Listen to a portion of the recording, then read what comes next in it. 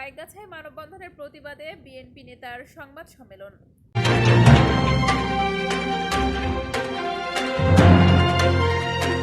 আসসালামু আলাইকুম দর্শক, সকলকে আমন্ত্রণ জানাচ্ছি বিবিআর নিউজ সংবাদে।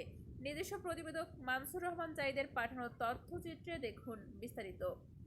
কাজী সাজ্জাদ আহমেদ মানিক, সভাপতি, পাইকগাছা উপজেলা স্বেচ্ছাসেবক দল, যুগ্ম আহ্বায়ক, পাইকগাছা উপজেলা বিএনপি সম্মেলন প্রস্তুত কমিটি।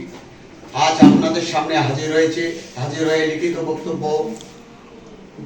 পঠনে জানাচ্ছি যে গত ইংরেজি 10/6/2025 তারিখে রোজ মঙ্গলবার বিকালে উপজেলা কাটাখালী বাজারে খুলনার পাইকগাছায় মানববন্ধনে মিথ্যা বক্তব্য প্রদানের প্রতিবাদে সংবাদ সম্মেলন অনুষ্ঠিত হয়েছে।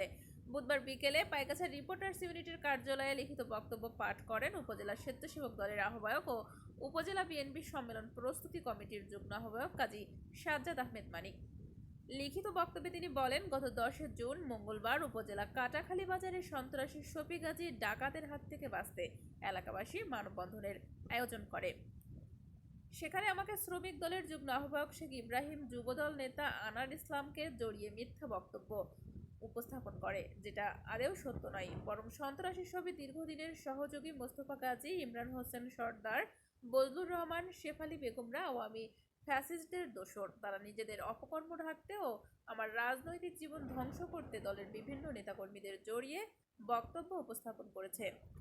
কাটাখালী এলাকায় আমার মৎস্য খাল লুটপাট করতে ফ্যাসিস্টদের একটা অংশ কাজ করেছে।